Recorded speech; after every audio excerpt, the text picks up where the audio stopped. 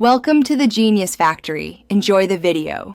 You begin by confirming you run Windows 10 Home and making a quick backup. This protects your data if anything changes. Once done, create a restore point so you can roll back and keep a valid Windows 10 Pro product key or digital license handy. Make sure your device is plugged in and connected to the internet. Now open Settings and get ready to enter the new product key. This is the first actionable step to trigger the edition change.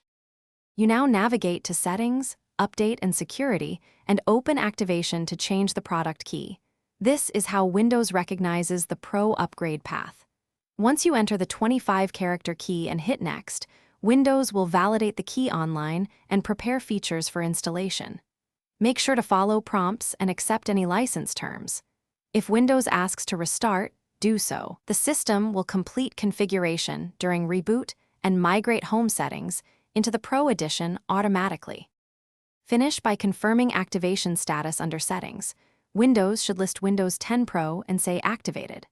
Once active, enable Pro-only features like Group Policy Editor or Hyper-V if your hardware supports them, and update drivers as needed.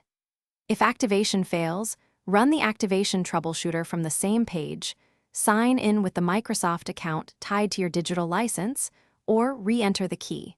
Often retyping resolves validation hiccups. If problems persist, note the error code before seeking further help. Thanks for watching. If you found this helpful, don't forget to like and subscribe.